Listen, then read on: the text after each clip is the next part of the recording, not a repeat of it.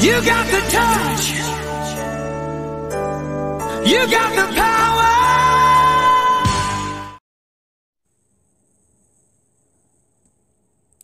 Hey guys, Sunstreaker was here, and first of all, before I start the video, just want to say a big thank you to everyone that subscribed. Got over 400 subscribers now, which is quite good considering that the only YouTube videos I do is for Earthwars. So a big thank you to everyone that subscribed. If you like my videos and you haven't subscribed yet, guys, then just make sure you got a YouTube account and just click on the subscribe button below. That's all you've got to do.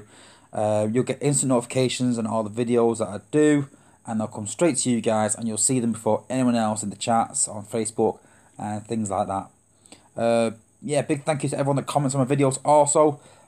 Gives some good ideas on what you guys like to see, videos that you want to see in the future, and some ideas on new videos. So yeah, big thank you to everyone in the community that sort of helped me get this page up and running, and it's been quite successful. So yeah, appreciate it, thank you. So onto the video. So I did a base design sort of trio of videos about a year ago, but the game's changed a lot in terms of base design over the last year. So I just think it's about time that I did an updated version really, and sort of help you guys out in base design. Because if you look back at that, then you could probably leave your base a bit open to some certain attacks. So yeah, quick updated version with 10 points, a bit short on the other 3. Just a quick discussion. If you're not sure any of the points and you want a bit of discussion lengthier, then yeah, please contact me on here or online, and I'll gladly sort of go through with you guys and give you some pointers or elaborate on some of the points. So number 1 on my list is to upgrade your cores. Really important, guys. Cores will help you win a lot of battles. Now, I use a lot of armor cores for 2 reasons. 1, it makes all your defenses harder to one-shot, because they won't have bots that can one-shot. So it either means that they have to use more ability points or find another way to take them out with AoE bots or something like that. And also, increasing the HP slows them down, so it gives you more time for them to maybe time out on the attack, especially if you've got a time trap or something like that. So yeah, really upgrade them cores, guys. It's really important. And number 2 is upgrade your walls. I've seen so many bases when I'm attacking where they have really top level defenses and the walls are really low level, and people think, oh, I'm going to have all my 5 build bots, build normal defenses, then I'll do walls later. Please don't, guys. Honestly, walls are so important. It slows guys down a lot, giving your defenses a lot more time to attack. If you've got 5 build bots, then use 4 build bots for defenses, 1 for walls, and keep upgrading them walls. I know it's a long slog, I know it's a bit of a nightmare doing them, but trust me, it's a lot. It's very important and will help you a lot in your walls and in defenses for your base. Number 3 is protect your HQ. So you can see I've got quite a lot of defenses now around my HQ. Back in the day, you just put 1 or 2, but now with Cup available in the game, then now you need quite a lot of defenses. A high level Cup can take out 2 or 3 defenses quite easily. Cup doesn't do well against shock towers. I found when I do my attacks, if I see a shock tower near HQ, it sort of puts me off a bit. Depending on the high level, obviously the ridiculously high level, you're gonna struggle no matter what. But really protect that HQ, guys. Try and get at least like mortars, beams, maybe a couple of launchers covering it. It really is that important, because Cup really is that strong. So really protect that HQ, guys. And just leaving your HQ with 1 defense structure or 2 maybe just near the HQ is not enough, guys. It's not enough. Trust me. Point number 4, which has always been relevant in the game, is space out your mortars, beams, and launchers. They're the ones that the guys will try and one-shot because they're the highest in attack, but sort of lowest sort of in HP. And they're what everyone tries to attack first and take out. If they're too close together, they can take it out with an easy jazz attack, which is just 9 ability points for 2 defenses. Space them out. If you're not sure if they're spaced out enough, get your combiner lab. I'll just show you this quick. Get your combiner lab like this, and just put it in between your defenses. If you can fit it in between your defenses, like so, quite fully, then they are definitely far enough away. There we go, guys. The rest of the defences don't matter too much, but don't try and clump too many in a circle with a structure in the middle, because then all they'll do is hit the middle one with strafe, and they will circle around, taking lots of defences out in one go. So yeah, make sure your positions of defences are sort of spaced out, and consider all sort of attacks when you do that, guys. Number 5 is position your outposts carefully when you're in your base, and try and put them where other defense structures will attack whilst their bots are attacking your bots. So I've got my shock towers in front of 2 outposts there, and the idea behind that is that once my bots rush into battle and their bots start attacking mine, the shock towers will keep shocking as such, and also taking energy off the rest of the bots that are attacking, sort of doing double the damage really. And same with the cannons. Put your cannons sort of behind your outposts, so that whilst they're battling your outposts, those cannons are doing a lot of damage. I wouldn't do it too much with mortars and consider beams and things like that, and consider those ones, for a simple reason that they get taken out first. So concentrate on putting your cannons and your shock towers sort of close to your outposts. Number 6 is choose your outpost bots very carefully. I come up against some bases in war, and unless you're running a time trap, if you have Megatron,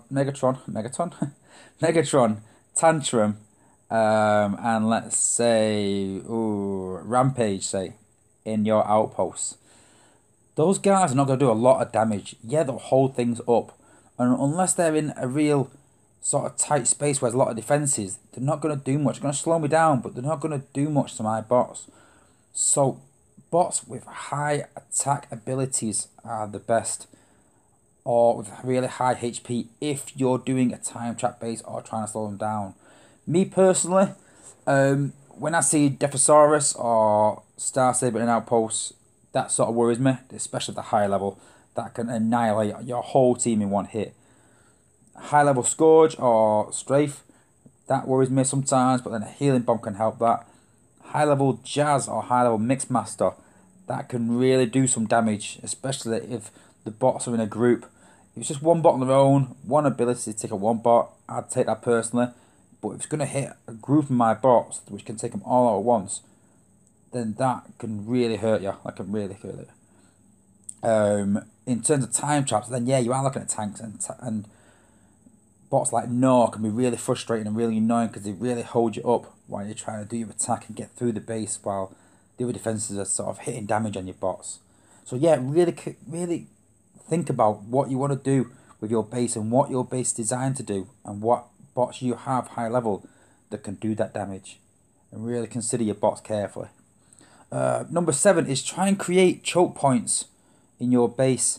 So try and have slight alleyways where the bots have to channel through, and that sort of groups all the bots together when they're attacking, and it can also like put a lot of damage on them from defences, sort of from mortars and from beams or whatever. A lot of the AoE sort of like mortars and your launchers will do a lot of damage in a very short space of time in those sort of choke points. And if you can put an outpost near them choke points to keep them there, then it can be really effective in causing the attackers a lot of damage very quickly.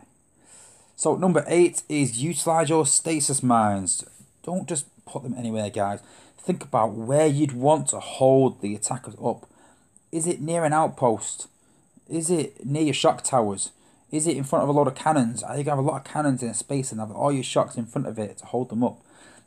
I personally put them wide to stop prime rushes. That's another reason to use shock mines, or stasis mines, sorry.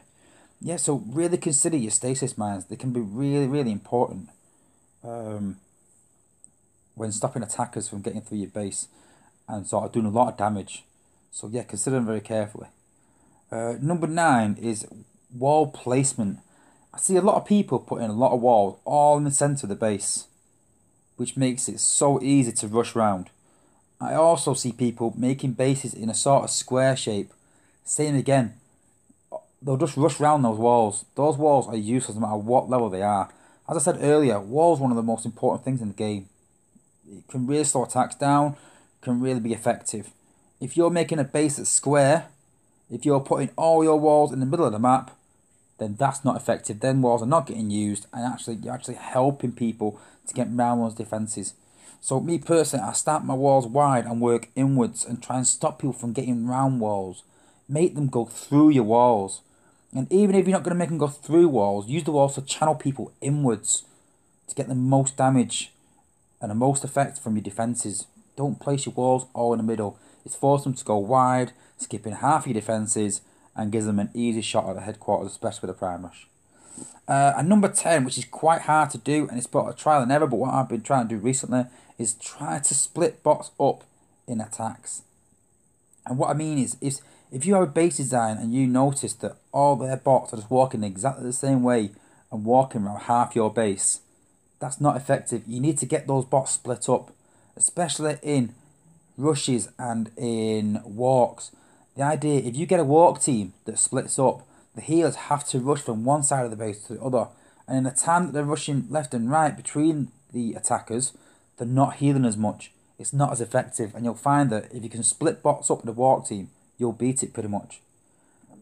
Same with the rush. The idea of a rush is trying to avoid outposts and get round outposts.